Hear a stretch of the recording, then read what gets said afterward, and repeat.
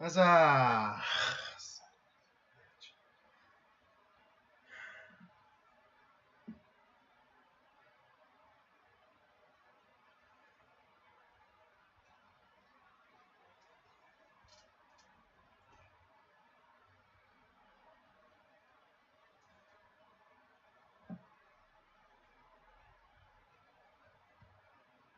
Starting stream in.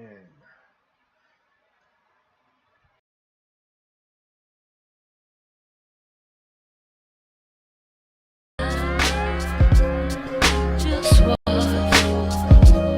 tu bois sans dire à tout. What's going on there, jerk faces? It's your boy Andy, and you're watching Nocturnal Transmissions, brought to you by the Circle of Jerks podcast. It's our weekly live stream where we talk about news, current events, esoteric ideas. With me, as ever, is the homeboy Rob. Yo, what's going on, everybody? Yeah, sorry for the delay. OBS was fouling up something awful. So yeah, it's all right, Andy. Like, we had technical difficulties, and it always seems to be when we have a short break. It's always like the little things that kind of try to get in the way of us doing the show. But we're gonna plow through it, buddy. Yeah, I mean, it's not even that it's well, because just before the break, I updated the OBS, and for some reason, the download, the new version came with some kinks, and it wasn't fully ironed out, and I wasn't aware. Because I think we did use it just before we did go on our week break, and then Right. But then when we got back, everything just kind of monkey wrenched, and it's like the driver was missing, and then when we tried to get that issue was resolved, we were ready to roll, and then it turns out this new version of the OBS wasn't compatible with one of my video card drivers, and the video card driver needed an update, and so I had to update that. I mean, would it be so bad if I had got a notice about my video card being, out of date? But I don't think it was necessarily that it was out of date, but it's just it wasn't compatible with the new OBS. So it's kind of curious that a third-party software has that much sway over the components of my computer. Yeah, kind of odd how that works, but it's just it's kind of frustrating today. I can. Andy was cursing up a storm earlier. I know. Yeah, I mean, luckily, it wasn't like luckily the process wasn't being streamed, because I mean, I know, it's not as though we're choir boys here, but I was using some very colorful language, just to say the least. To say the least. You're like Homer Simpson. It's like, well, fiddly dee, that hurts like a son of a gun. Right. It's like, yeah, no, exactly. But I can tear down this doghouse. Say, oh, I'm sure that's gonna require a tetanus shot. Yeah. Well, regardless, Andy, it's good to be back. We're having all sorts of issues because, like, I know you can see me. Everyone, we can all see each other in the live stream, but I actually cannot see you. So, we're just gonna plow through, get this episode done. We're gonna have a good time, and hopefully, the audience has a good time, regardless. Indeed. So, what are we talking about today? Oh, great many things. Of course, I forgot to mention that. Yes, of course.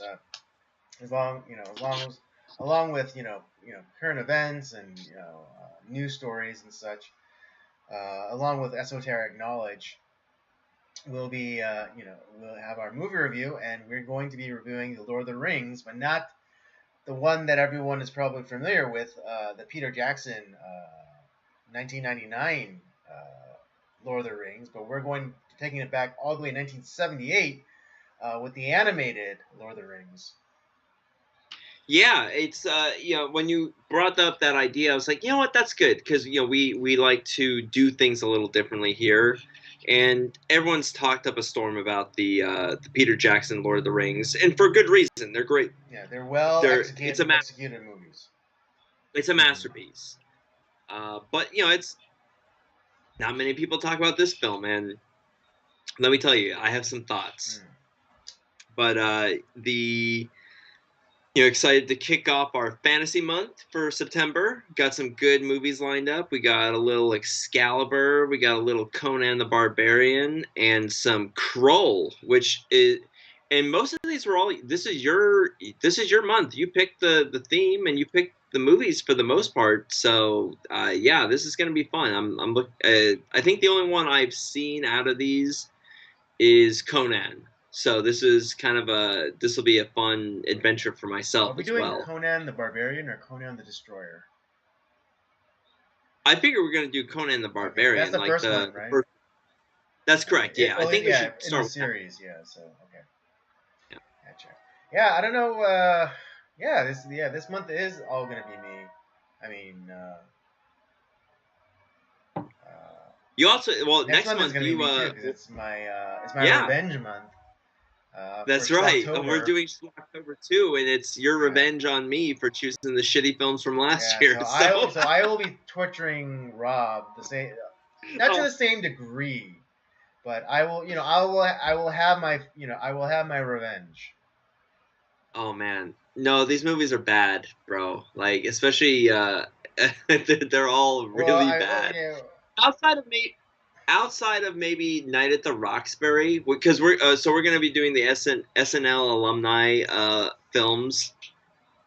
So we got like Ladies Man, MacGruber, Night at the Roxbury, and what was the other one we chose? But yeah, those are all. Oh, how was I had that up here a second ago? But yeah, it's gonna be a horrible time for me, but I'm gonna enjoy it regardless because Andy wanted to get his revenge, and it's okay. It'll come back around. We'll have another shot. I think we're gonna continue the Schlocktober for a little while. Oh yeah, Superstar with Molly Shannon. God, that movie's fucking terrible. Oh no. I think Oh, God. the only ones I haven't watched were MacGruber and Superstar, and I only saw a little bit of Ladies Man. MacGruber, I watched in the theaters when it came out, You paid and money. God. No, so I did like I don't know why I did this because I did like the MacGruber like Right, yeah, shorts the from skits, SNL, and I like that actor. I think Will Forte. I think he's very funny. But man, this should never have been a movie. It's fucking terrible. Oh my god, it's so bad. Well, it's my revenge, so yeah, Yeah, suck it up, Schlocktober too. Buttercup. Yeah, but yeah, man, it's I'm excited to be back. I'm glad you're back from your fishing trip. How was that, by the way? It was good. It was very hot, as you can imagine, and we had to reschedule because of the storm that hit Southern California the week prior. So, but it was very hot. The fishing wasn't that great, although I still came away with it on top. Even though I didn't catch as many fish as others in my party, I caught the biggest one, so I technically won. You won, I yeah. technically won. And I remember, remember, yeah, every year you tell the story, the fish has to get bigger by about another yeah, 6 exactly. inches, Yeah, and then by the yeah. time I mean, I you're caught the biggest one, so yeah, exactly. yeah. Per usual, I either catch the most or I catch the biggest. That's all that that matters matters. for me. But yeah, I mean, the storm is gonna kind of work its way into one of the topics for Yeah. tonight. But yeah, it was very hot. Um, Although the nights were very cool, so thank God for little graces. And Yeah, so, exactly. um, Yeah, I've been up to quite. I've been working on some stuff. We're like I've been telling you, Andy, like, and I started attending a new church. That's going really well. Kind of starting to get connected into the with people there, and so I'm enjoying that. I've been working on a. I'm actually very close to to being able to share about a project I've been working on with a friend of the show, Hyderberg. He's been on a couple of episodes with us, actually 3 episodes with us now. I've been working on a project with him and another guy that we're going to be launching here pretty soon. Now, nothing's going to change here because I roll hard with Andy. Like we'll do this till Andy decides he's had enough. But yeah, but yeah, you I've been make me working on watch a any more project. crappy movies. That'll be sooner rather than later. I could have been really hard on you. Like I chose not to be super Oh, hard on geez, you. thank you for your magnanimity. Yeah.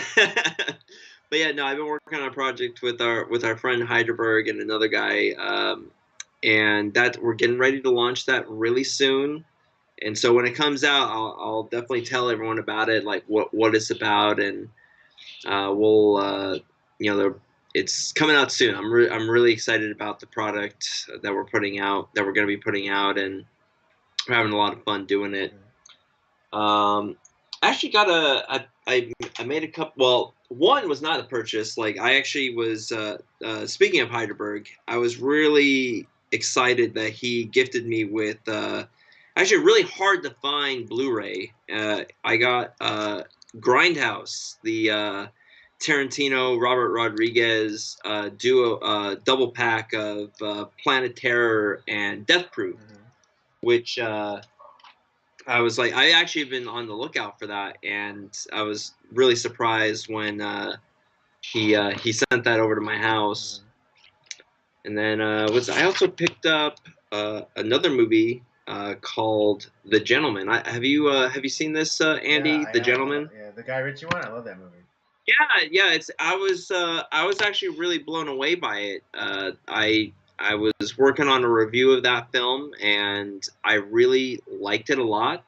And the Blu-ray was like $6. I was like, okay, I'll grab it because I liked it.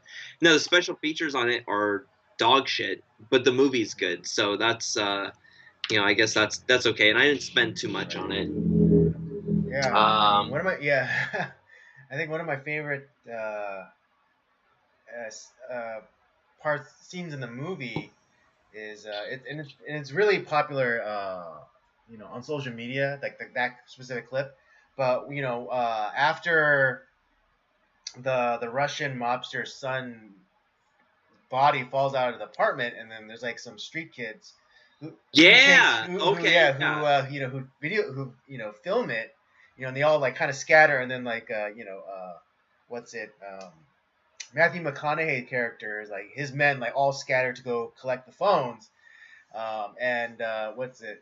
Charlie Hunnam's character, he like runs one of them down, who runs to his big brother, and he's just, and he's Yep. like, and he's composed. He's like, hey man, I'm not trying to steal it from you. I want to buy it from you. Trying.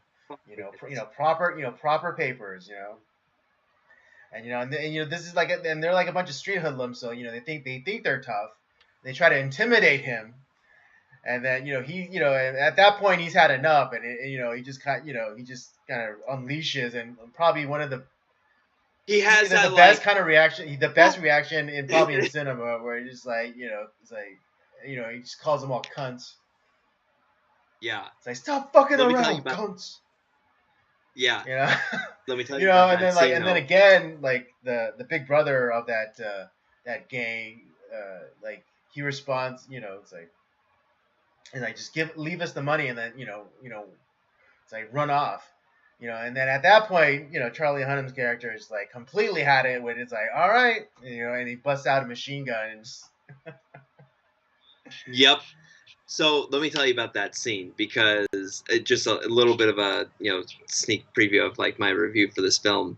That scene was completely ad libbed. It was done the day of shooting. That scene was not in the script at all. Wow, that's impressive. Yeah, so they shot that scene in about 45 minutes. Wow. And Guy Ritchie came up with the dialogue on the fly and was feeding lines to Charlie Hunnam. Wow, Charlie Hunnam, he nailed it. Perfect, dude, perfect delivery. You know, I totally was buying his like exasperation about the situation, and just like, I'm not trying to hurt you or take it by force. I want to give you money for it, and everything's gonna be cool. But it's just like, but then it's just like those street hoodlums. They're the ones who escalated, and they kept escalating. Yep. To the point where Charlie Hunnam's character is like, just, had enough of their shit. Yeah, his name is Ray, and he. You know what I was thinking? Now that I'm thinking about it, like I didn't talk about this on my review of this film, but I was like, well, one, they wanted to have like they wanted to make him into like a Tom Hagen type of character, okay, yeah, like where conciliary type. Yeah, where he's not really like, he's not a forceful conciliary. He's kind of more of a he's diplomatic. He's diplomatic. Yeah. But I totally feel like he was summoning like Roadhouse rules. It's like, be nice until it's time not to be nice. Which is like, it's, oh my gosh, I wish I had talked about that in my review, but I just thought of Roadhouse right now. It's like, I mean, he totally Patrick Swayze'd them. Right. Yeah, it's like, be nice, until it's not time not to be nice. God, that movie's still fucking awesome. You know what? I need to buy Roadhouse. That's why I need to add that to my collection, because that movie's fucking great. I love Roadhouse. I'm glad we did a review of that film. That was a lot of fun. Yeah. But those were a couple films that I kind of picked up in the last week or two. I got some other ones that are going to be on the way pretty soon. I've actually been trying to pick up some silent films, and so I wanted to get all the Hunchback of Notre Dame films, and all the Dr. Jekyll and Mr. Hyde films. Now, some of those are silent, some of those are like sound films, and I've been kind of like trying to pick some of those up. I've been trying to get some new Criterion stuff, just kind of add stuff to the collection, maybe stuff that we'll talk about later on our show or whatever. But I got some stuff on the way that I'm planning on buying. My birthday's coming. Oh, well, our birthday is coming up, so it's now less than a month. Yes, in 30 days or so. So so I've been doing that. I got my wife into the John Wick films. Finally got her into the John Wick films. I mean, she was she tells me that you initially ruined her experience of John Wick, so it took some time to overcome her trauma of you telling her to just watch the film. It's like, so how I help her to overcome that was I essentially, before we started, I explained the entire plot of the film of like what's going to happen. So, I will not accept the blame for that shit. No, I'm not saying that you should. I'm just telling you what she told me. I don't. Regardless, I'm not going to take responsibility for that shit. No, I don't. Nor should you. I'm just telling you how. This is what she told to me. And don't take this as like, Andy, you were not nice to my wife. What's going on? Well, like, you're such a dick. It's like, I'm never nice to your wife, so what the That's true. I'm trying to help her build character. Jeez. My efforts are never appreciated. Jeez. But anyways, so now she is now a John Wick fan. We also it was Labor Day this past weekend. Got together with my parents. My dad, who's been on the show several times, and we were had a little barbecue and had a movie that we were gonna watch, which was we ended up all watching Drive for the first time. Have you ever seen that, Andy? I haven't. It is. I heard. It's I heard it's a interesting. really good movie.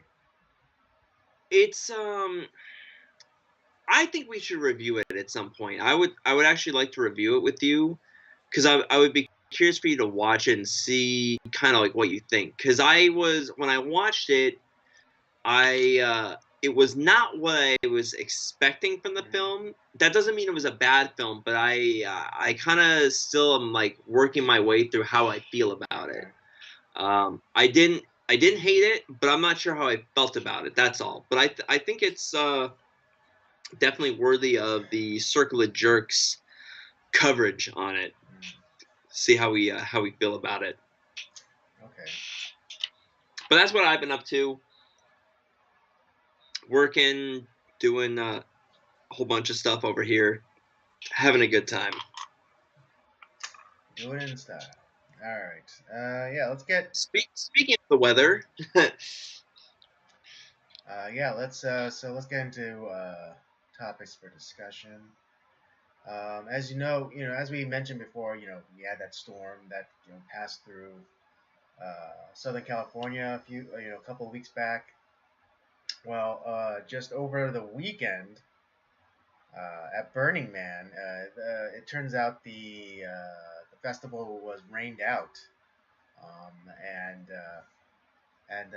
the usually bone dry desert floor soak basically became a sponge and soaked up all the water, causing a muddy mess for festival goers.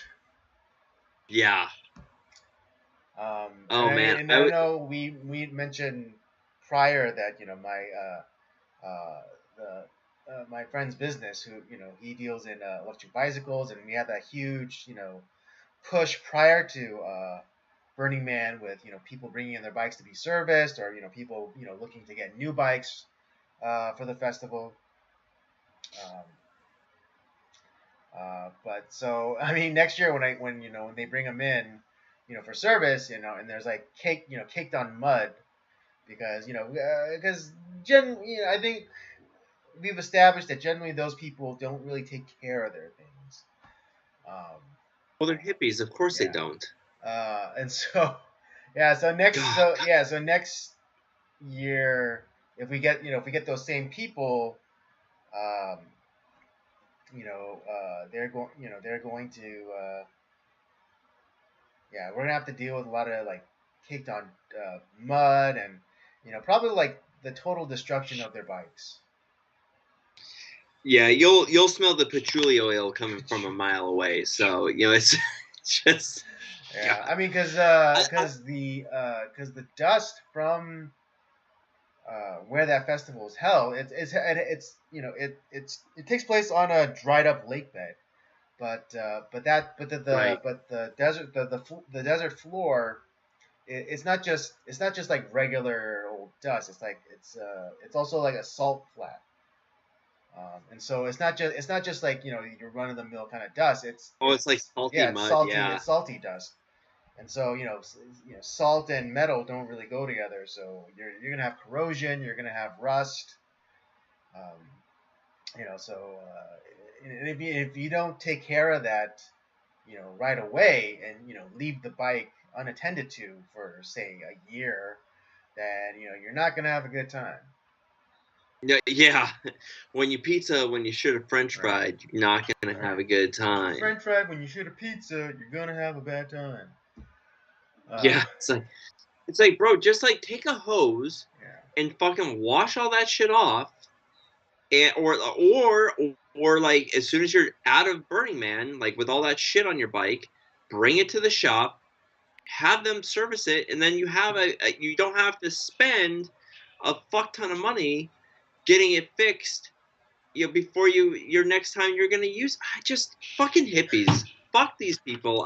Oh my god, that guy. I'm still mad about the story that you're telling me about this guy. Fuck that guy and fuck hippies. All right, like I just It's like, come on, man. Like, just service your shit. Like, that's how stuff is supposed to. It's a well-made product. It can last you a long time, but you have to do a little bit of like. You have to, kick off the Cheeto dust off of you and Well, like the patchouli oil and well, whatever high else that you're in. maintenance people are not very good at maintenance. Yeah, it's like stop eating your Ben and Jerry's ice cream and listening to the Grateful Dead and fucking just do a basic maintenance on your bike. It takes 2 fucking seconds. Oh my god, I don't know I why know I'm so Rob is mad about. more mad about the situation than I am. And I dealt with some of these people. Yeah, like I mean, directly. I directly interacted with these people. Because like, so like, I'm just curious. Like, how much like does one of the bikes that you sell? What do they go for? Like, what's kind of like the basic like Um, running price on that? well, some of the ones that went out, they run something like, at the very least, you're probably looking at $1,200-$1,300. Fuck's sake. So, Yeah. man, like, so these guys would rather spend, potentially spending another $1,300 because the bike is completely ruined. So they're gonna have to buy a new one. Mhm. Just because they didn't want to spend 10 fucking seconds just, Well, at least I mean, like hope the newer e-bikes, dust. that are a little bit better built, um, and like with modern batteries and stuff like that. Because some of the bikes that that are brought in, they're more than a couple years old. So it was like older technology, like they're bikes that just that were literal. Just, it's so funny because of the what is it? Because of the popularity of electric bicycles, they're now kind of referring to them like the same way as guitars. So there's like electrical guitars and acoustic guitars. So now Right, the right. regular bikes are called acoustics, um, or referred to as acoustics. Oh, that's kind of funny. I Yeah, like that. and so I mean, do you guys do like well, in your vernacular, acoustic bikes as well? no, we it's only It's only electric the bikes. like. But we also do conversion. My friend does conversions as well. So if you have an existing acoustic bike, he can slap a motor on it. Oh, okay. Of course, depending on the framework of the bike.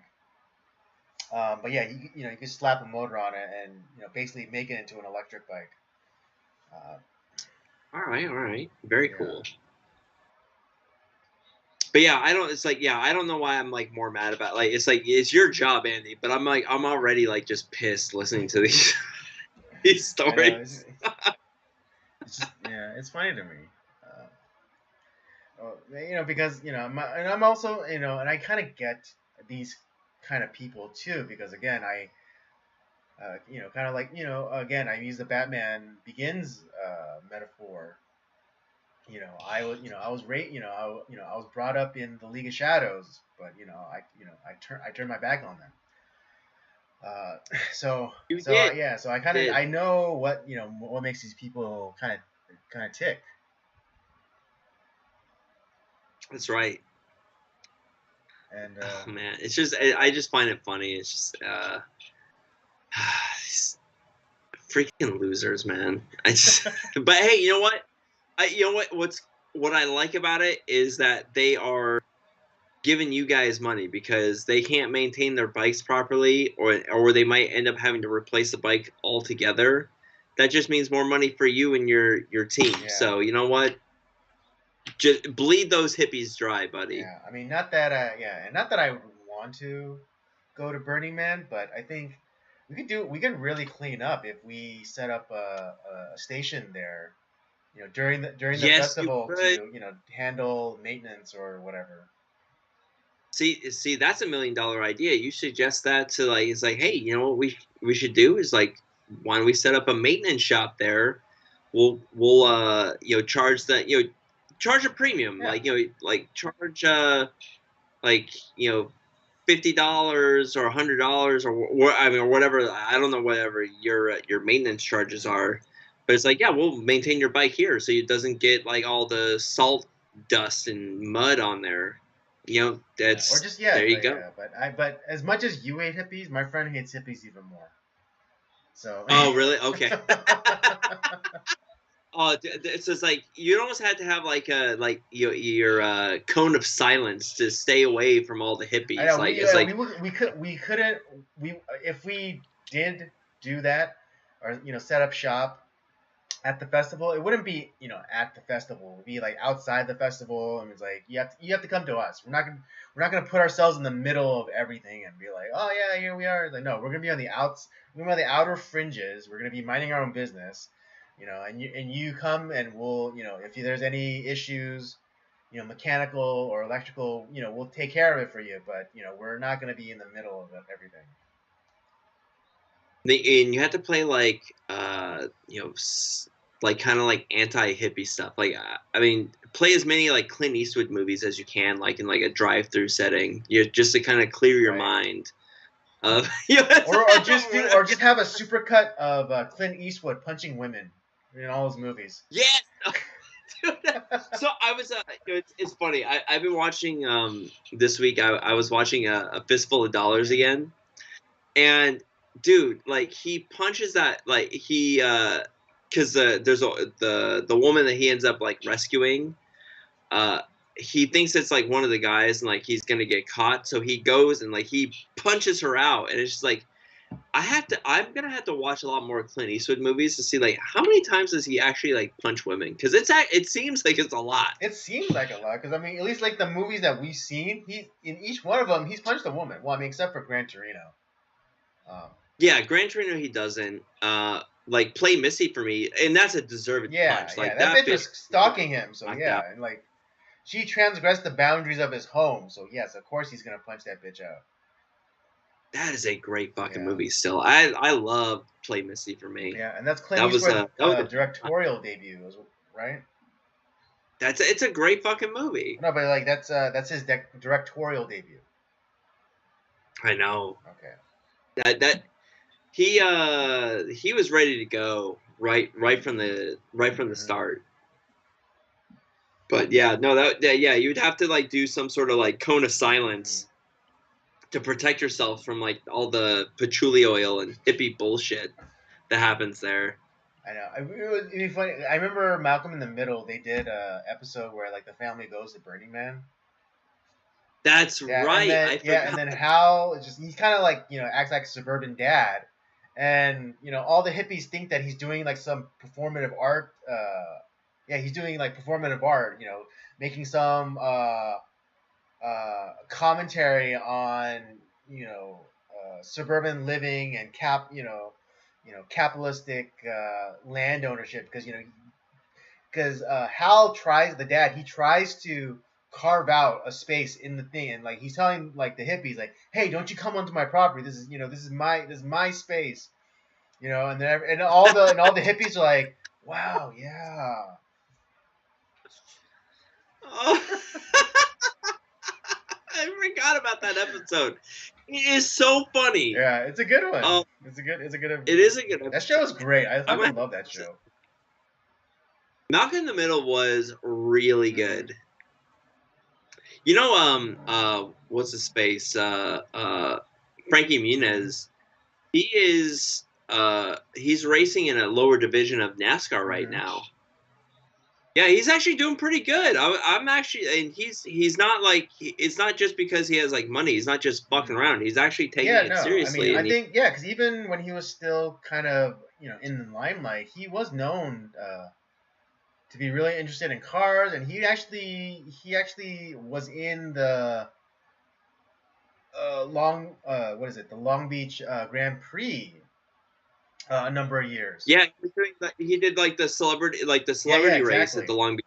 Yeah, which is he's not bad, man. Like I'm actually really impressed with what he's doing because it's not easy.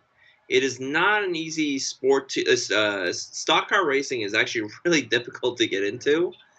And yeah, obviously, yeah, he has a name, he has some money, and so that certainly helps. But like, even with all that, it's not easy. Like these guys, like he's racing guys who have been doing this their whole life, and he's kind of just sort of coming into Mhm. this. So the fact that he's actually competing is pretty impressive. I'm actually very impressed with this guy. Like I didn't think that he was gonna do as well as he has been. Mhm.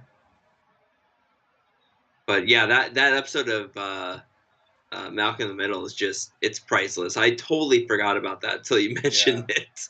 Yeah. And every time I think about Burning Man, I always think about the movie The Wicker Mhm. Man. And you take whatever version you want, either the Nick Cage version or the Yeah. Not the original. bees. Not the bees. The bees. I haven't seen that one in a minute. I might have to rewatch the Nick Cage version just for some shits and Right. giggles. But the original I think still holds up. It's really like I think it's a great Mhm. film. But yeah, it's just like who are they sacrificing every year? Like who's getting sacrificed at Burning Mhm. Man? I wonder who's in like the little cage. This like weird cult that like desert cult that just like shows up every year. Oh my god, it's just like and then was it the East Coast version of that is Bonnaroo like over I think that happens on like the East Mhm. Coast and that's also equally as fucking Mhm. stupid. You'd find the same people, Yeah. but yeah, create your cone of silence over at on the outskirts of Burning Man. You guys will make a Yeah. killing. I mean, if I could talk my friend into doing it, because again, he hates hippies as much as you do. But yeah, yeah, we'll have to see, especially like how if the if the shop because usually towards the colder months, the shop kind of slows down a little bit more. Yeah, Um, you know, no one's yeah, no riding one's their really riding bike. their bikes, and those people who do come in are they already have their bikes and they're looking to be serviced. Yeah, that's I mean, true. not that you can't make a good amount on service. It's just the margins are in selling the products. So Well, yeah, I'm always happy when the hippies have a bad time at Burning Man. Like I said, it brings joy to my heart. mhm. um, but you also had. I'm actually curious about the other topic you were wanting to bring up Mhm. about hospitality. Like, what were you wanting to talk about concerning hospitality? Well, I had a experience recently, um, which which made me question, kind of like social dynamics and where do where does hospitality come into play? Um, I was recently, invited, to some place by a friend, and it was a pretty chill kind of get together at someone's house, and like I don't know any of the people other than my friend there. Um, and then I'm just gonna be real. It was a Labor Day barbecue. Okay, it was Labor Day barbecue, Okay. and yeah, and so it was an event that during the day, into the evening, and I get there kind of late, and everyone's like, they basically had lunch together, and then the second half of the event goes into the evening, and so there's still some food left over, but it's not cooked, and in some idle conversation, I let people know that, oh, I like to, I do enjoy cooking, Hmm. and so it's and then they go, oh, great, we have someone to cook the rest of the food for us, and I'm just sitting there thinking, oh, ha ha ha, that's funny. you know, and so the time comes for when the food gets cooked, and once again, you know, me, a total outsider to this event, to these people, is I don't want to say it is asked, but it's more of like implied that I will. So I'm asked to cook the rest of the meat, but it's more of like an implied that I will do this. I mean, I do end up cooking, but uh, I do end up cooking because I'm a nice guy. But I'm in the back of my mind thinking they're really making me cook this. Yeah, what the fuck? First of all, you're a guest. Precisely. Unless like it's already like talking. It's like, oh hey, I'm gonna come over, but it's like, hey, I wanted to like cook for everybody. Like it's I'll come over, but I'll cook. Like I wanna show you guys Hmm. something. If it's already like prearranged, that's a different Hmm. story. But you're a guest that like was showing up, like, and you were kind of like, oh yeah, I cook a few things, like or whatever. It's like, and then like, oh wow, that's great, Andy. It's like, and they didn't even ask you. They're just like expecting you to do it. It's like, bro, no. What? Right. So What? yeah. So this idea of hospitality, like really, came into my mind. For those of you, I'm just gonna read the dictionary definition. I know that's, but hospitality, noun, the friendly and generous reception and entertainment of guests, visitors, or strangers. Um, a secondary definition: the business of providing food, drink, accommodation for customers of restaurants, bars, etc., or guests at hotels. Uh, a tertiary definition: food, drink, and entertainment provided by a company for business associates. Yeah, it's like that's. I would never allow somebody into my house unless, like, as I said, it was like a prearranged thing or something Mm-hmm. like that, like where we had already discussed Mm-hmm. it. And it's like, but I'm not like inviting somebody to my house so they can cook for me. It's like, what the? That's Yeah, not. and I mean, I know, and, That's not and making I me was and host. I was invited, kind of secondarily. It wasn't like the host who invited me. I was invited by my friend to come and hang out. Um, but yeah, I did. I thought I thought this was just like a joke, saying, "Oh, like Andy likes to joke. Andy says he likes to cook, so why don't we have him cook up rest of the foods?" Like ha ha ha ha ha. But it's like they were serious. Those people fucking suck. That's a that it's. I don't know what's worse, that or the freaking like Super Bowl party that I Uh, went to. Like it's like it's like I don't know what's worse. Who would make not only like someone that like was that you're not like one of like you're not really known by the person that's hosting this mhm. thing. You're invited by a friend who was invited. They were allowed to bring a guest, but then they expect you. Like it's like they're joking. It's like they want you to make the food. Fuck no, that's not hospitality. Like I would have been like, as the host, like, hey, we're just kidding around. You don't actually have to do that. We're gonna make this up. Like, don't worry about it. It's like, oh yeah, of course. Like, no problem. Or if it's like, or if maybe like if they're cooking, it's like, hey Andy, do you have any tips for me? Like here, like Yeah. do you think I could do something a little bit better here? And maybe they incorporate you that way to help you. Like maybe you end up in that way helping them. But what the fuck? They made you cook? Yeah, and I I just mean, that okay. that chaps my fucking Yeah. hide. That's almost as bad as the goddamn hippies at freaking Burning Okay. Man. Like Yeah, and I that's mean, some bull. and if I'm going to be extremely generous to them, you know, uh, you know, I wasn't there for the lunch component of this gathering, and so maybe they made a lot of food, and they're in front of the grill, the most of the day, and they're a little spent, and that's and that's as far as my generosity in that matter goes. So I might understand if they again were if they cooked a lot of meat initially, right? I completely understand that. But however, As you again, would say. I am a guest. I am a stranger to these people.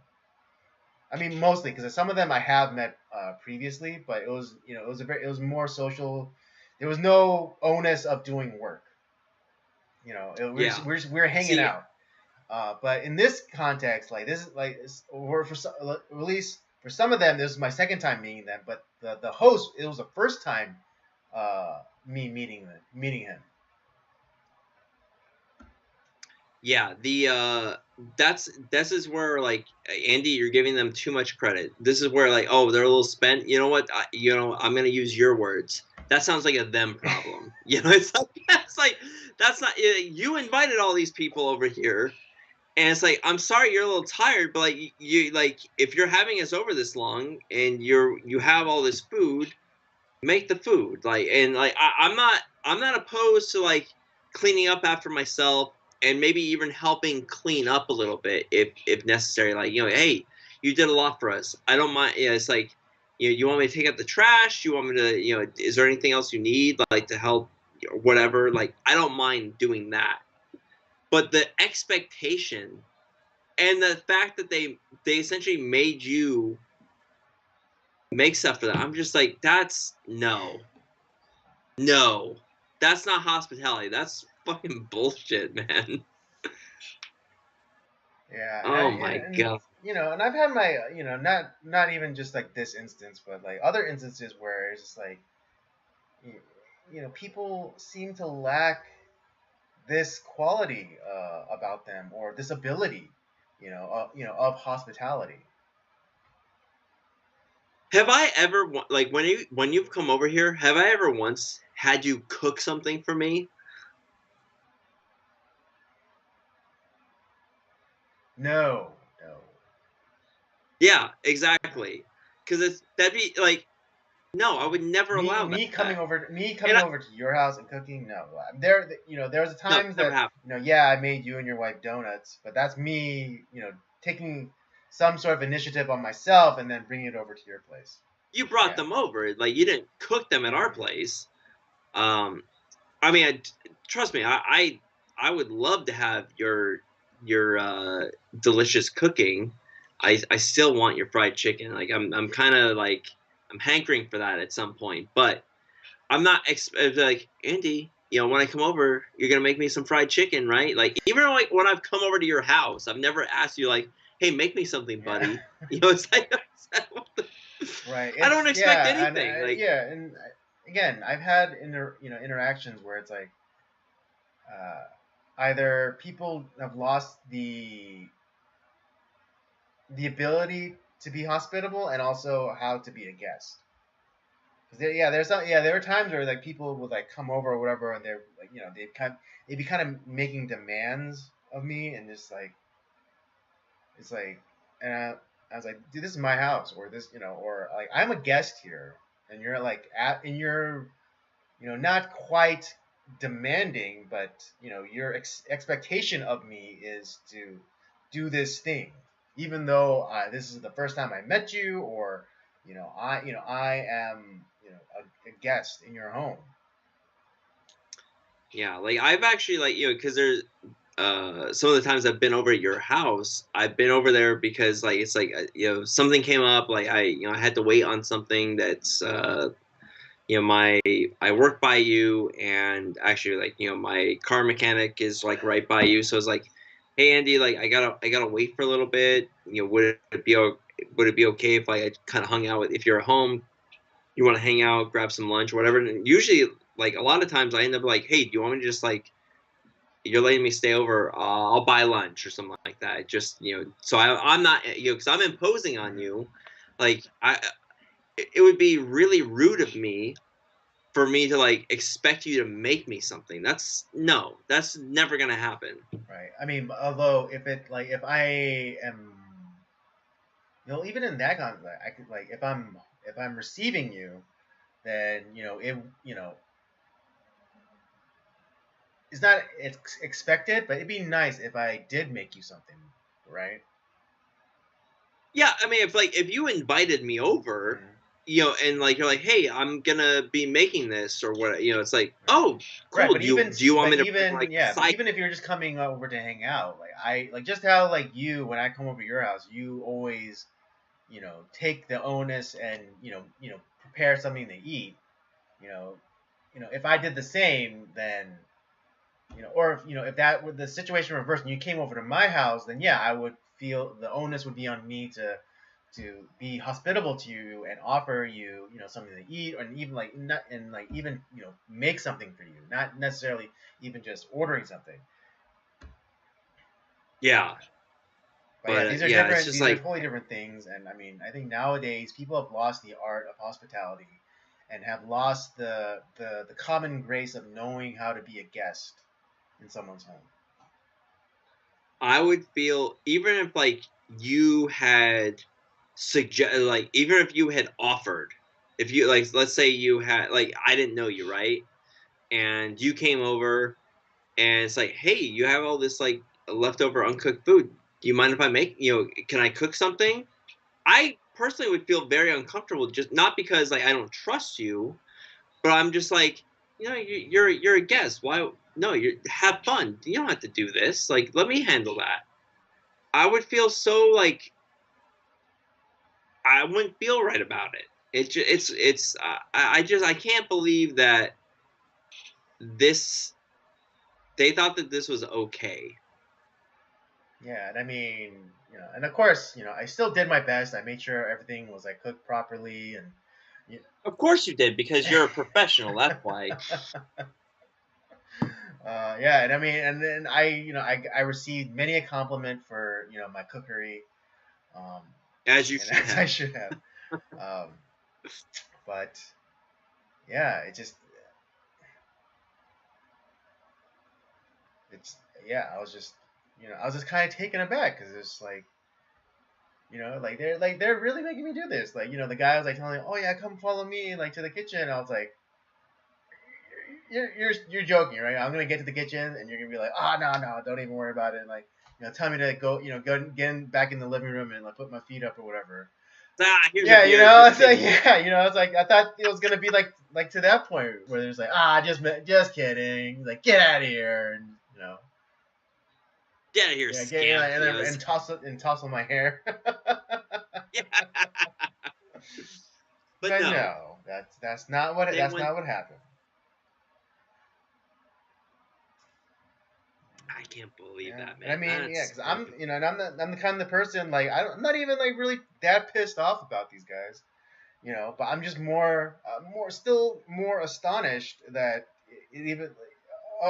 I was just more astonished than angry. you know who would be my wife would be furious about that. It's like, are they fucking kidding me? They're gonna make let's say like if my wife and I were there too, and like this happened, and she's like, she'd probably whisper, "It's like they're gonna make Andy cook food. Are they fucking serious? Like, what the fuck is this?" She would have been really. She probably would have been more pissed off in the moment too. It's like, we're gonna get the fuck out of here. It's like, this is not right. She'd be livid. I mean, if she was there with if you guys were there with me and she witnessed that kind of treatment of me, then yeah, I could see that. Oh, she'd be furious. But I mean, if it was okay, let's say it was your wife, would she have just kind of like smiled and grinned and like just went along with it, or would she equally stood up for herself as she would say he stood up for me? In that case, she probably would have been like, I think she would have probably stood up a little bit. It's like, I mean, do you need some help in the kitchen? But like, she wouldn't have made the whole damn meal herself. It's like, I would have like said, it was like, no, unless like I mean if like she's just wanting to help, that's a different story. Like my wife would have done that, but like if they had asked her to like cook everything, I'd be like, my wife's not your servant. Like no, that's you're the host. Like that's not gonna happen. I'm sorry. And I would have left. I'd be like, it's like fuck this. I'm out of here. It's like that's just to me that's just unacceptable. And even if let's say like I was with you, just me and me alone, I would have been like, Andy, let's get the hell out of here. Like they're gonna make you cook. Are you fucking serious? It's like you're a guest in their house. Like that's just not cool.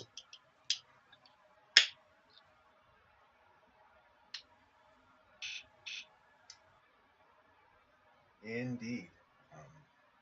But yeah, it's like you're right. I don't. There's a lot of people I don't think understand hospitality. Like if I'm inviting someone over to my house, which is I'm not like expecting them to do anything. I want them to enjoy themselves. Go. It's like we're here to watch a movie. Like don't worry about like cooking anything or doing anything. Just enjoy yourself. Have fun. I'll do the cleanup or whatever. Like and I expect to take on that burden. And when I go over to somebody's house, I'm not gonna just make an ass out of myself and like kind of just put my drink anywhere and like kind of leave the ring marks with the condensation or put my trash wherever. I'm not gonna be that type of guy. But it's like I'm not expecting unless like it's asked of me beforehand. Like, hey, I might need a little help on this. Do you mind helping? It's like, yeah, no problem. I'll help you out. But don't like if you're just inviting me to have fun and then you're expecting me to do all this other extra bullshit that you're supposed to do as the host. Nah. Yeah, see, everyone thinks that I'm an asshole, and I am, but You're not in that. Well, you are, but not in yeah. this. I mean, no, it's like it's like even like my reaction is a little bit more measured than like say your reaction. Oh no, I would have been fucking furious. Like I would have been furious. Like just like with the hippie, like not taking care of his bike. It's like I'm mad. I'm more mad than you are about Right. that. And just like, and I'm probably more mad than you are about this too. It's like, what the hell is your problem? You're a terrible host. I know, yeah. A lot of people think I'm an asshole, and I am an asshole. But I'm a lot more forgiving than Absolutely. I am an asshole. Yeah, it's stupid. Just stupid. Oh. Now why you're trying to bring up this topic. My God, like I'm glad you didn't tell me about this before. Like this is my natural reaction to this. I'm actually really angry about this. Yeah, I mean, and for me, it's like I'm again more astonished than angry, and I just wanted to get your take, and that's why I didn't like really talk about why I wanted, or I didn't go into the backstory of why I wanted to talk about hospitality. Because I did want to get your genuine reaction to this It's situation. maybe second only to my unrecorded Michael Jackson Oh, rant. Yeah, see, Dude, I learned my lesson. I learned my lesson from you that. riled That me time. up so much, like with that. Like that would. Oh my gosh. Yeah. For those of you unaware, this kind of goes into like the lore of the stream, and this is when all the Michael Jackson stuff was happening, and and I was kind of doing the devil's advocate sort of thing that I like to do sometimes, either as because I'm genuinely trying to see both sides, or as a debating tactic to infuriate my opponent. And so I pulled the devil's advocate tactic on Rob here about like, oh yeah, maybe Michael Jackson isn't a pedophile, and and then at that point he completely lost it, and he went on like I forget how like we were just about to start uh, Yeah, it was streaming. right before we started recording one of the live streams, and because I had been arguing with people on Twitter all fucking Right. day about this, because it was like right when that new documentary Yeah, came like out. leaving Neverland or whatever. Yeah, and so I was like, I had already had it up to here, from the from the Michael Jackson Right. discussion, and you just brought it's like you just kind of like brought it all up back up to the surface again. I was like, I had lost it. I was like, Andy, what the fuck are you talking about? It's like, and I went on a whole like rant with you. It's like, it's too bad that wasn't recorded, because that would have been really funny. Because again, like again, I was playing devil's advocate, not knowing how it would turn out with Robert. Um, but yeah, sometimes I'll do it genuinely to argue the other side, to keep to keep the debate lively, and other times I'll do it as a tactic to put someone off, You do, to unbalance them. yeah, you do a great job of that, Andy. Actually, you're a very skilled debater. You way better than me, because you find a way, like not in a malicious way, but you almost entrap people in like their argument, and like because you draw them in a certain way, and you show them the fallacy of their argument, and it's like you in a way you piss them off. It's like, well, fuck, I have nothing. It's like, and you do such a good way of like de-arming them and like frustrating them at the same time. It's a brilliant tactic that you have. Yeah, I mean, I know it took a long time to hone. I mean, particularly I honed it particularly doing like kind of like online like Facebook debates. Oh my god, you have some of the most epic ones. I was like, what? You broke their brains. Pretty much, yeah. Oh, did I tell you? Um, there was just kind of close this out. Like, speaking of breaking people's Mhm. brains, right? So, number of weeks ago, sometime in the summer, I think it was during my vacation, my 2 week Mhm. vacation, and God, this guy like comes out in front of like my apartment, has his radio turned up to like 1,000 decibels. I mean, It's it's obnoxious. way too fucking, yeah, it's way too fucking loud. It's 5:30 o'clock. It's 5:30 in the morning. It's like, what are you doing? And it woke me up, and my wife hadn't woken up yet. I was like, and I was getting good and mad. It's like, oh, if he wakes up my wife, I'm gonna be fucking furious. And it's like I was getting good and lathered up, Mhm. and once it woke up my wife, I was like, oh, all right, now I'm gonna now it's game Mhm. time. And so we have my windows are not like super like sealed or Yeah. whatever, so I'm able to, and I have a loud voice, so like I just at the top of my lungs like, shut that shit off, motherfucker, like, what the fuck you doing, dipshit. And he's like, and the guy didn't know where it was coming from. He just heard my loud ass voice, and he's just started like yelling at our building, like at the top of his lungs. He's like, what the fuck? I listen to the music because I'm depressed. It's like, why don't you come out here and we'll talk about it? Like, and like it started like kind of. And I was like, who gives a shit? Shut the fuck up. It's like, and he just went all, like for like the next like 20 minutes. I mean, he's shouting at a building. I made this guy shout at a building, not knowing where like the sound is, like where my voice is coming from. And he looks like a fucking crazy person. And because of that, he's pissing off the rest of the neighborhood. And you had all these other people come out and they start yelling at him, telling him to shut the fuck up, like from everywhere. I was like, I was like, oh, and he finally got so flustered that he like ended up like speeding off and like going somewhere else. I was like, it's like what when he was like yelling about like, oh, I listen to loud music because I'm depressed. I was like, and I leaned over to my wife. I was like, oh no, he's depressed. He needs to listen to loud music. Oh no. It's like I was just like we had she was mad, but we had a good old laugh about that. I was like, I broke this dude's brain. Yeah, it's like I just told him to shut the hell up.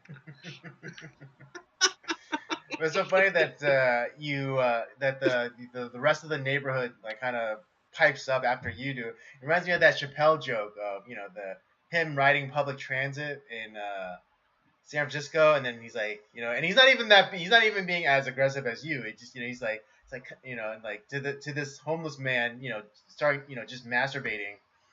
Next to him, it's like, come on, man, you hit my elbows. Yeah.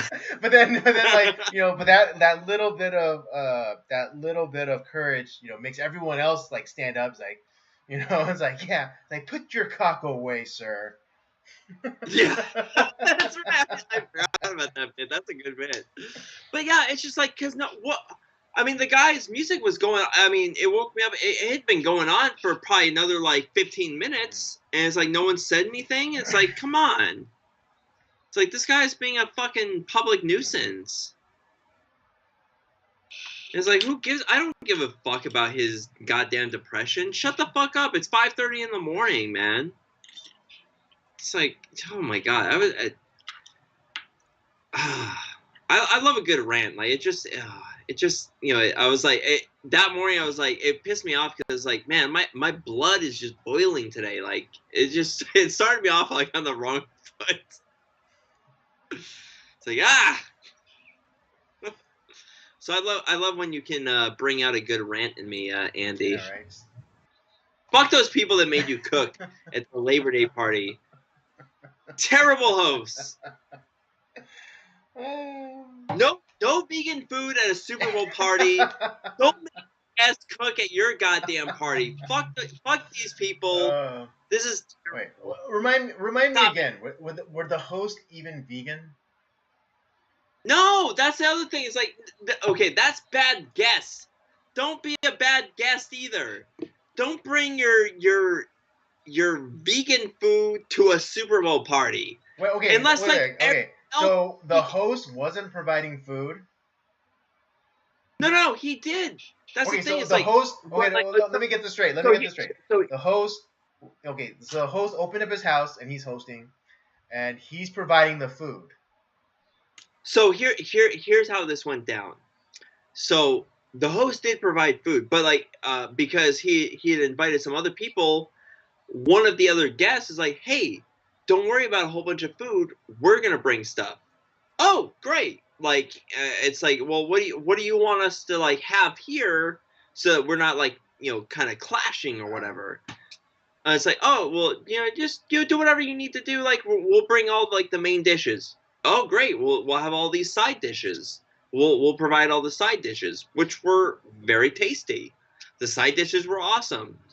And then when they brought all this food, it was all this vegan stuff. I was like, and like we all looked at like the host was like, we all had this like look at each other. It's like, what the fuck is going on here?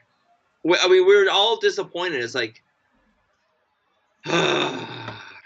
you just kind of like have this like, well, I guess we're not eating today. It's like what the?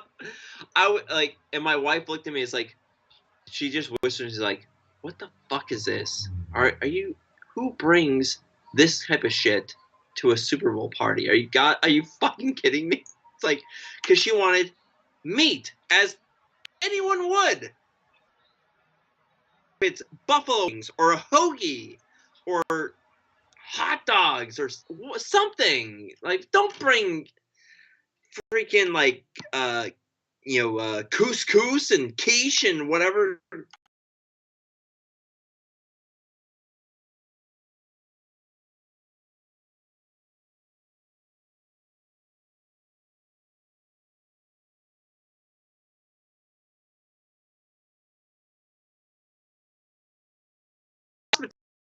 tell you guys. Come on.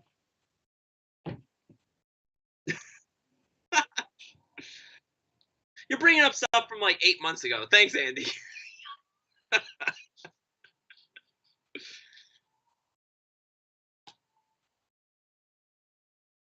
But that's all I got to say about that.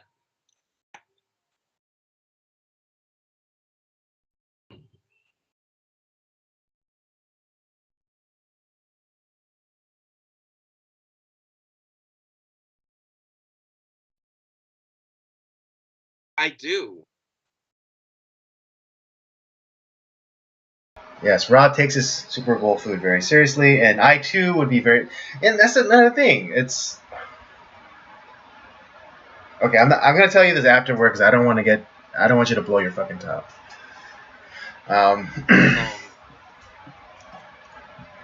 But all right. Anyways, let's that'll do it for our topics for discussion. Let's get. This must be a very saucy thing that you're going to try to tell me, Andy. Yep. But yeah, let's. I guess what we had the only thing we have left is the movie review, Yep, right? movie review. All right, let's get into it, buddy. Oh, I get it.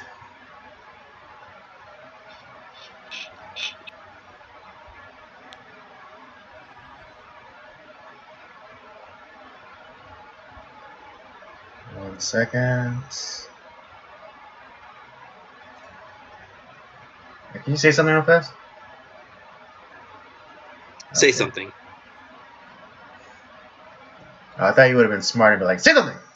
Because I said something, say something real fast. You know what? Sorry, I was not like on my I know. I apologize. All right. Okay. Yeah. Movie review time. Tonight, again, to remind you, is the Lord of the Rings, the animated movie from 1978. Let me hit you all with a synopsis, and we'll get going. Okay. Where's the synopsis? Okay. The animated film by Ralph Bakshi represents the first part of J.r.r. Tolkien's renowned fantasy tale. The wise old wizard Gandalf entrusts the young hobbit Frodo with a magical ring. Soon dark forces are after Frodo, so he must leave his peaceful home and travel to the ominous Mount Doom, where the ring must be destroyed. Accompanied by a trio of hobbit friends, Frodo is also aided by the mysterious Aragorn and other heroic allies. This movie, from released in 1978. The budget was $4 million US and made $8 million. Oh no! It made a lot more than that. It made almost $33 million. Oh wow! Oh, I'm sorry. Yeah. My bad. Oh, it's because there's two numbers for budgets, not necessarily intake. So $4 to $8 million for the budget. It's still a financial success. It did very well, and I understand why it did well.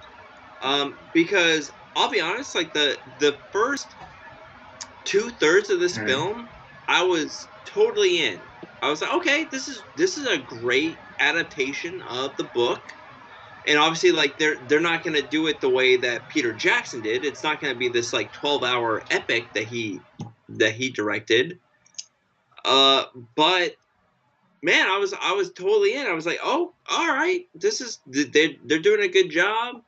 I mean, the animation is very 70s. I mean, it looks like an acid trip the entire time. And to give them credit, they were actually doing something pretty unique in that they were incorporating some live action stuff as well as some that is true. Some like green screening effects, because like there's some shots where it's like it's the characters, but it's obviously like actual people, but like superimposed on an animated background. Yeah, and I was like, that's really interesting. Like, they're doing something a little different, The animation is very 70s. But that's okay. I don't mind that so much. But I'm really, it's just like, man, it is. Whoever made this was on fucking acid, because everything is just Yeah, I spirally mean, and just like like if you Disney. ever seen a lava lamp, that's kind of like the color aesthetic. Like, yeah, I mean, it's It's something else. man, it's yeah, it's something else. But overall, like I said, I thought the voice acting was not too Hmm. bad. I thought the like I said, the adaptation of the story is really Hmm. good. Agreed. As I mean, it's Lord of the Rings. There's not really much that I can tell, that you don't already know. You have obviously, like, there's the lore of, the rings, these rings that were made in the past, and then there's the ring that falls into Bilbo Baggins' possession throughout his travels that we find out about in The Hobbit, and that is Sauron's ring. The one ring to rule them all, and like it's this like powerful entity, and that's kind of like, but we need to destroy it. We need to get rid of it, and that's where like we get the and what people don't realize is that the Lord of the Rings was one book. The only reason why we have a trilogy or three segments of that book, and that's that we had the Fellowship of the The Two Ring, the Two Towers and Towers, Return of the King. and Return of the King. The only reason like why that was done is because when Tolkien created the book, it was so big, and unlike today, Right. It was very uh, expansive. it was very Or expensive. I mean, No one could afford the book because it's so big, and like binding was much more like tough to right. do, Well, yeah. Well, and I meant because of yeah, that, I meant expansive in terms of the story was very long. no, that wasn't the problem. Like it's Right. no, it doesn't Right. matter But I that it's mean, like gonna the be reason like, why it was in such as one book. So, yeah, but like to create a book of that size at that yeah. Right. time when it was finished, it was too expensive. Nobody could afford Right. it. So it's like, hey, break this up into three pieces. Okay, and that made it more affordable for people, and that's why we have the trilogy that we Hmm. do. And so I think like the animated, I would have loved like them to actually have finished this in one go. Like even if it was like the movie was For like three and a yeah, half or like hours. Zack Snyder's cut of Justice League in like 4.5 hours. Yeah, because I'm getting to this like, oh man, we're like about. I was thinking like we're probably because they pretty much got through the first book, and they got through like a good portion of the second. I'm looking at the time that's left on it, and I'm like, they're not gonna. How are they gonna like rush this? Like they're not gonna finish this like Right. Well, cause movie, yeah, in the animated, they go all the way up, even to the end of the Battle of Helm's Deep. right? That's what I was like. But that's like, man, that we're like halfway through the second book, and it's like we have 10 minutes left. So like, what the fuck are they gonna do? And what I found out in my little research of this project is that there was supposed to be a continuation, and this movie was also was actually financially successful. I mean, it was a $4 to $8 million budget. They made about uh almost $35 million. So that's a success.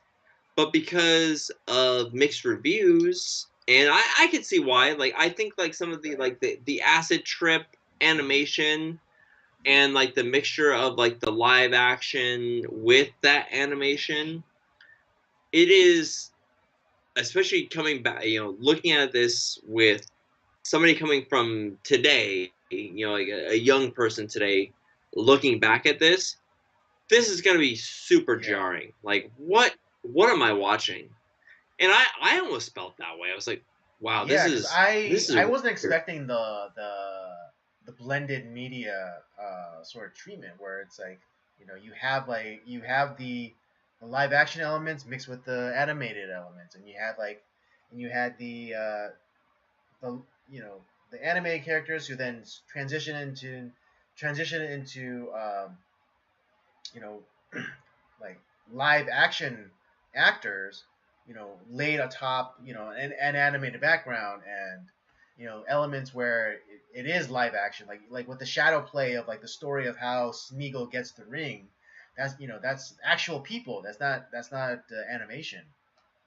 Um, Yeah, you know what I would liken this to. So I think this movie is a great effort at trying to tell the story of the Lord of the Rings, which is one of the the classic fantasy novels of all time. And it is definitely an undertaking to try to make this into a cinematic experience, right?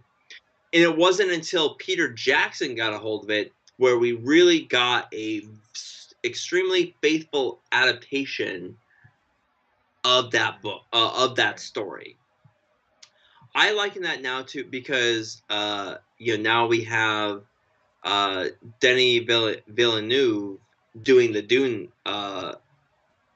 Dune film, and everyone has been wanting to do Dune because it is like it's similar to like Lord of the Rings. Dune is to Lord of the Rings like as far as like uh, Like you know the Lord of scope the the Rings is a scope and great fantasy novel.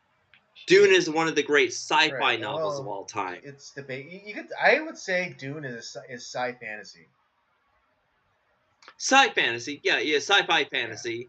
So, Uh, or yeah, or just science but like fantasy, it's because like yeah, the technology is important, but it's also like very mundane. So it's like it doesn't, you don't have like the techno babble like over like pure sci-fi where it's like, oh, the tachyon or in the Heisenberg compensators, that kind of thing. It's just kind of the technology yeah. is there. Um, So I think it had the initial guy that was going to be doing Dune, this Chilean director. His last name is Jodorowsky. Had his vision of Dune been realized, and they had all the funding, he had all the actors in place, he had everything. I mean, he has a whole book. Like the storyboards were all done. Had that movie been allowed to be done, they because like, oh well, you're gonna take another extra like 15 days to do the film. No, no, we're not gonna do wow, it. 2 weeks. 2 weeks is what stopped Yeah, the it's movie. like it's like a 2 weeks to a month. It's like really like the guy already has all the funding, and you're gonna cut his legs out from under him, and he has everything in place. And I recommend everyone to watch the documentary Jodorowsky's Dune. That movie would have been fucking great. But then we get like David Lynch who does Dune, which is a fucking disaster. One, I really am not a David Lynch fan. I think that everyone talks so highly of him. It's like, oh, his movies are so deep. It's like they're not. One, because like he doesn't know the director doesn't know what's going on in his films. Like he like we all think that he's a genius, and it's like no, it's bad writing that is masked as like some avant-garde bullshit. Um, but now we have Denis Villeneuve, who has been given he has earned the big budget that he's been given, and he's been allowed to take his time with the Dune series. And what we're getting from that is it's like the part one of Dune was brilliant. It was really good. It was a really good adaptation of the novel, and because I've read the novel, it's good. It's very the book series is very good. Um, and that's how I see this with this Lord of the Rings and bring it back to our movie. The animated version of Lord of the Rings. This is a great start. And I would have loved to have seen like what the completed effort of it was, because it's like oh man, like I was looking at the time, I was so disappointed. I was like, man, are we just gonna rush through to the end, like where they end up, finally, overcoming the ring and throwing it into Mount Doom, and we don't get that. It's just like, yeah, like the Battle of Helm's Deep happens, and we're only like really halfway through the story, and it's just like, okay, there. And I was looking, I was like, is there a second part that I don't know about of this?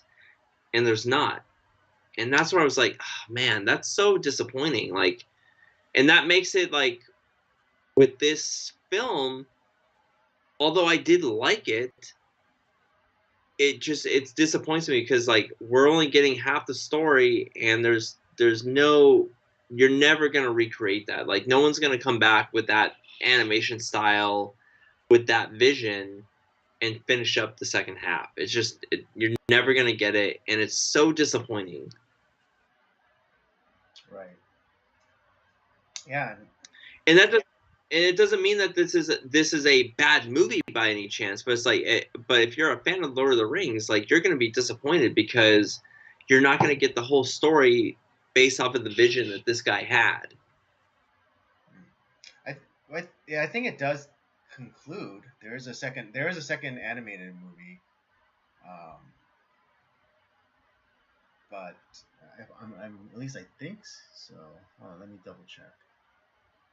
Because yeah, I think yeah, in 1980. Oh, that might be a maybe different director. Oh, so that's what you meant. Okay. Yeah, but I'm just saying like, but like there was like after this particular one with this director, that vision, there was supposed to be a continue. There was going to be a second half. So like I said, they were splitting it up, and although this one that we're watching and talking about today was financially successful, Okay. they decided, they're like, oh well, the critics hate it and no one's really liking it, so we're just gonna cut bait. Right. Like, forget it. Okay. Yeah, I mean, they do finish it, more or less.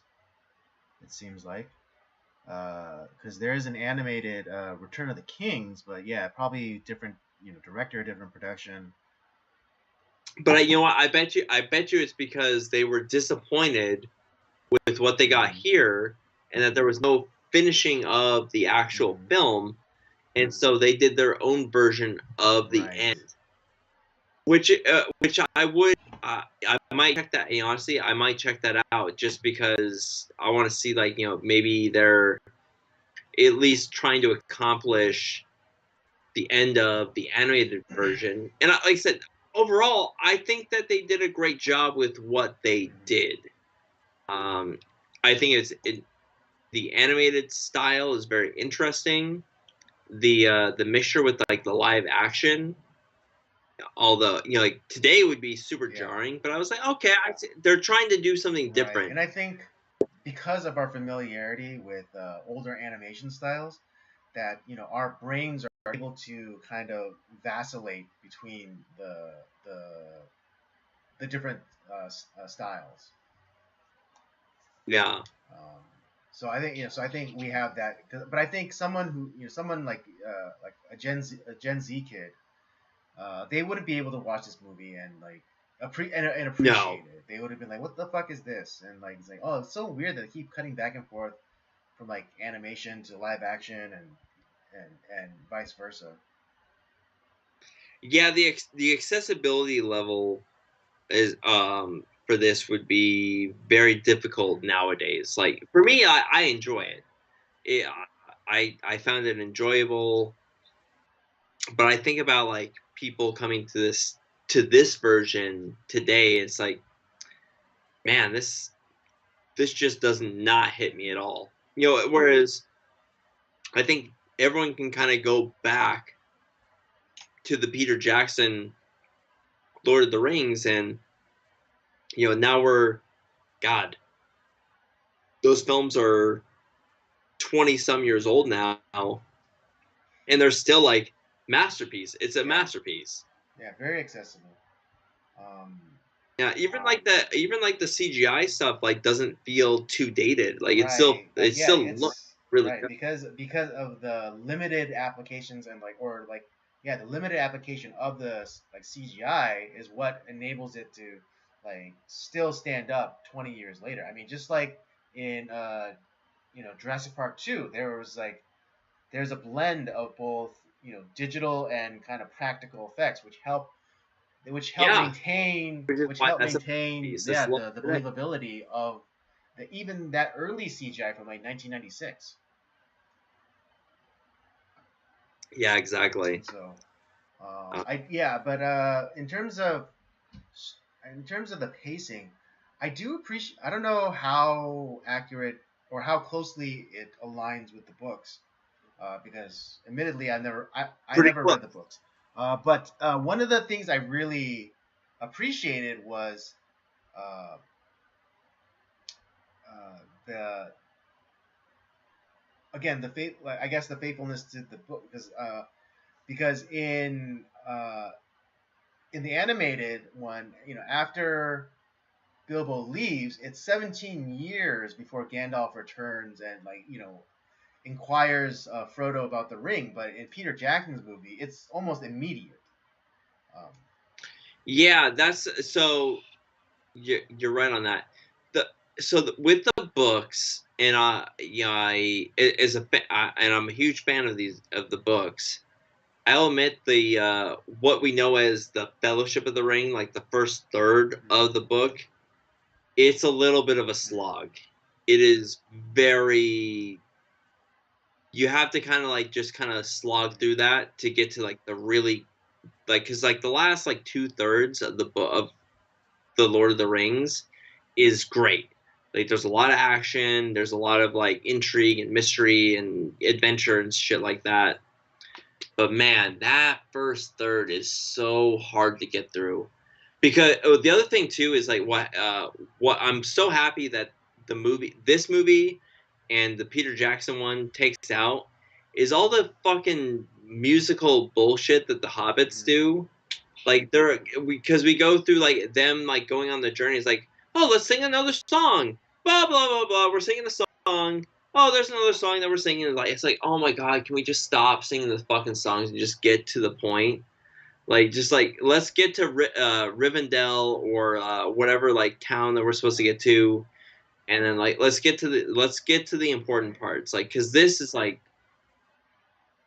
so like that part, like, and I hate to say it, is fucking boring. It's Yeah, really and even boring. their stay at the Prancing Pony in the animated version, like there was like a musical interlude when the tavern folk all have Frodo sing a Hobbit song for them. Yeah, which is fine. Have one. One Right. is fine. But again, But there are so again, many in the but book. okay, Oh my god, there's so but many. I think but I think a credit to Peter Jackson, like he understanding the situation a little bit better, um, and having in Peter Jackson's one, he's Frodo is understandably more tense and more and trying to you know blend in, as it were, more, and not draw attention to himself, as opposed to in the animated version where it's like, even though Frodo was advised to maintain a low profile, even traveling under an assumed name, like he still he still puts himself out there and does like this Hobbit dance, and it's like, are you really should you really be doing this right now when you're trying to stay undercover? Yeah, from what I remember, that the animated version in that sense is a little bit more accurate to the book. But I like what Peter Jackson did because that does like it kind of like said it's like Frodo doesn't need to be doing all that stuff. Yeah. Like, and let's cut out all that bullshit. And it's like there's not like a dull moment in the movies in his version. And it's all, but it also like, yeah, you don't want to be drawing attention to yourself, which in his version doesn't really happen. Like it just the Black Riders are coming upon him already. Because the ring is Right. with him. That's what they're attracted to. Whereas like with the animated version, like you're almost like why like you're talking about like not like oh we need to get off the road. I don't like I hear something coming. I don't want people to know I'm leaving the Shire.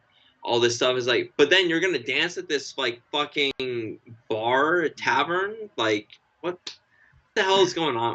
What are you doing, buddy?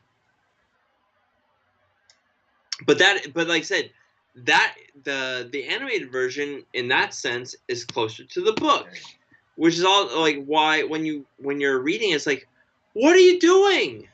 What are you doing? Like why are you drawing all this attention to yourself? Goddamn hobbits. And that's why like you see like when Gandalf shows his frustration towards the hobbits, like yes, thank you. Like Yeah. the hobbits. Yeah, and I think that's a little bit more realized in the Peter Jackson one, because even when they're in the mines of Moria, and Pippin throws a rock down the well or whatever, um, Gandalf doesn't even seem like that. I know he's showing frustration, but even that didn't seem like frustration, as opposed to in the Peter Jackson book where like you like brought of course to the excellent performance by Ian McKellen, and you really see the frustration in Gandalf. You hear it in his voice, you see in his body language about the frustration, particularly with Merry or with Pippin. Yeah. To be honest, like the Peter Jackson one was so like everyone was cast perfectly. There's no one else could play those roles. I mean, just I when I think of these characters now, I can't. When I reread the books, I'm like, You see those. You see the Peter Jackson cast. I see those guys. It's just that there's no other people I can see. Dude, Stuart Townsend was originally cast to play Aragorn in the Peter Jackson movie. Wow. I'm glad they made that. They made that change. No, like he was cast and he was already there and he was already starting to film stuff, and he's the one that actually quit because he's like, I'm totally not the right guy for this part. Well, good on him because he's right. Like I'm not that he's like a bad actor, but it's like he's not right for that part. Viggo Mortensen was the right person for that part. Yeah, absolutely.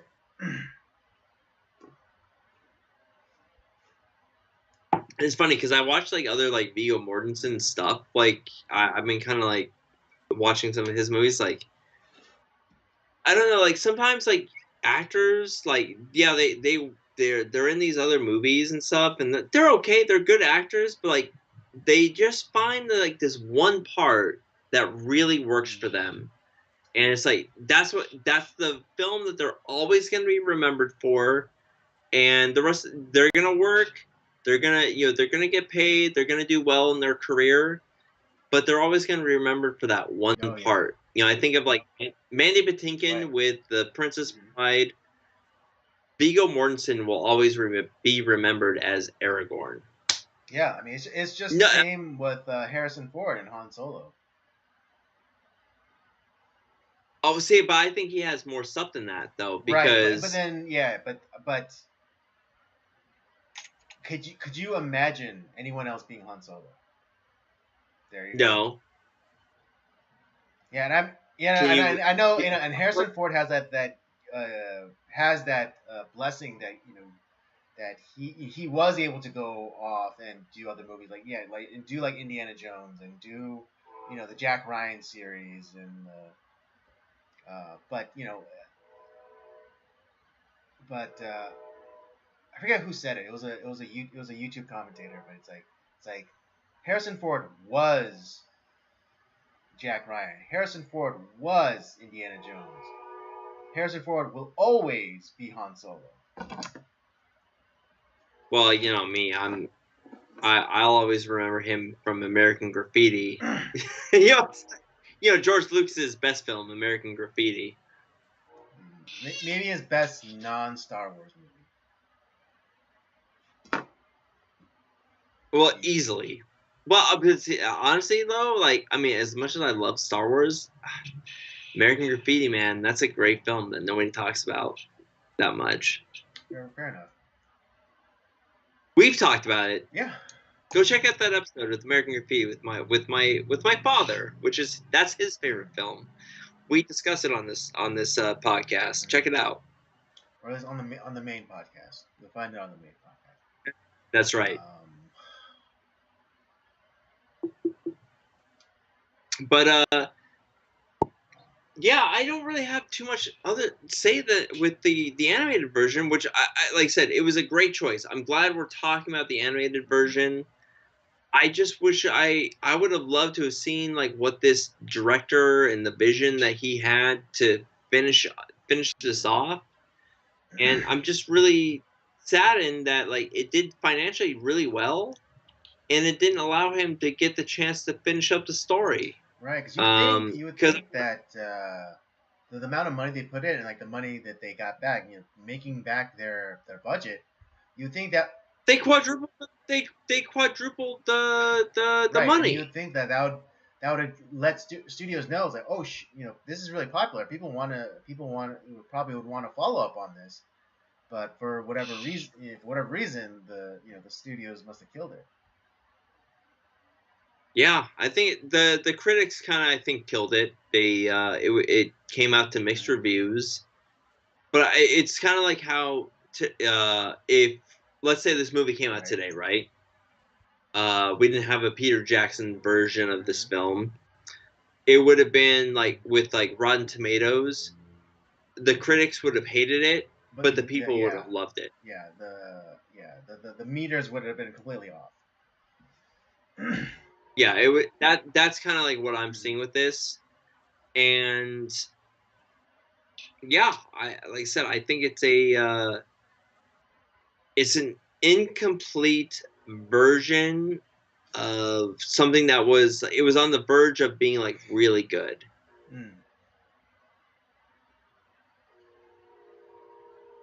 Absolutely.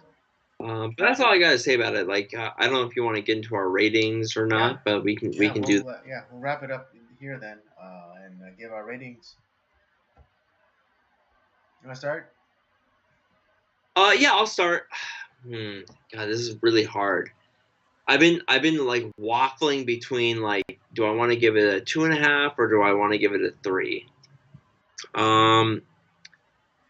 Because I think there's a lot there. The first like 3/4 of this film are like had me. I was like, okay, this is a really good adaptation of Lord of the Rings. And then I felt like maybe they were thinking that they're gonna have a second part, and so like maybe it kind of tailed off towards the end because like, oh, we're gonna get a second part, it's okay. There was a lot of weird like slow motion parts of the film too that were weird. But then what I was thinking about is like, you know what though, Peter Jackson did the same thing in his film, like even in the same scenes, like with the slow motion, he did the same thing. So obviously Peter Jackson definitely took a lot of reference material for his movie, because like when Frodo, Sam, Merry, Pippin, they're traveling on the road, and the Dark Rider shows up, and Frodo says, we have to get out the road, and there's that shot of them underneath a tree. Jackson totally lifted that for his movie. Oh God, yeah. I mean, it's like I look at the shot, I look at the scenes. I'm like, dude, Peter Jackson, like, just totally took what was here, and transcribed it to like a live action scene. He totally used this. He probably used the animated as like kind of his storyboards, as it were. Yeah, you know what? I think because of that, I'm gonna give it a 3, because I think there's enough here that makes a good movie, albeit it's incomplete because we don't get the whole story. The animation style is today is weird. It's weird. The mixture of like the live action / animation. Sorry, folks. That was my best Rachel Ziegler impression. Oh God. Weird. I think they're trying to pull that film right that's now what I too. Heard too. Like they're gonna Batgirl it. Oh my god! I hope that God, I hope they do that. I want to hear everyone scream and cry about that. Oh, it's gonna be The great. misogyny is so strong. It's like, no, you just suck. Sorry, Okay, lady. you just suck. But no, the animation, like it feels like you're on an acid trip watching this film. Yeah. But like I said, it's a very they're trying to do something different, which I appreciate, and I think they mostly accomplish like some really cool stuff. And it's a really faithful adaptation of the book to where it gets to. So yeah, like I said, I think a 3 is a good score for that. Like, yeah, like I said, I was waffling between 2.5 and 3, but I think with like the stuff that Peter Jackson took from this, it's a 3. Yeah, I mean, yeah, the fact that probably Peter Jackson used this for his like pre-visuals and also like some of his storyboarding. Yeah, I was gonna give it a 3 anyways, but yeah, it knowing that Peter Jackson probably used this movie as a reference guide for his own movie, I think just goes to show you like how good of a job that they actually did. Yeah, so if, like I said, if you're a fan of the Lord of the Rings, and obviously you've seen the Peter Jackson films, but you haven't seen this yet, go ahead and check it out. I think you might enjoy Yeah, it. I think you'll see I that mean, it's yeah, give it an honest try. Give it an yeah. honest try. You might be surprised at how much you actually enjoyed it. Just Yeah, saying. I was glad you introduced this. I thought it was a I enjoyed myself for the most part. I'm glad. Yeah. All right, folks. There you have it. That's our review for the Lord of the Rings, the animated version from 1978. Both Robert and I give this a 3. Definitely a movie to check out. And I mean, not to be trying to fluff it up too much, but yeah, give it an honest try. I mean, we're both honest here. We understand the limitations and like the accessibility of this movie is not really gonna be for everybody. But if you're a fan, if you're a lover of cinema, of film, the art of filmmaking, then I think you might really appreciate what they were trying, what they did, and what they were attempting to do with this movie. Yeah, put on your 70s Yeah, there you go. glasses. It's There you okay. go. Yeah. So yeah, definitely give it a go. All right, folks. With that concluded, that brings us to the end of our stream. I hope you had a good time. I had a good time. I know Rob always has a good time. Oh, it was so good to be back. I'm glad to be back, Andy. Glad to be back in the grind, buddy. Yeah, indeed. If you enjoyed this episode, if you enjoyed our live streams, don't forget to check out the library of other content that we have. The Circle of Jerks main podcast, episodes of Nocturnal Transmissions, of course, and Rob's gaming show Up by Up Down. Don't forget to follow us on our various social media accounts, Twitter and Letterboxd at PodcastCOJ, and Instagram at Circle of Jerks Podcast. And with all that said, thank you for joining us tonight. Come back next week and we'll do it all over again. Have a good night.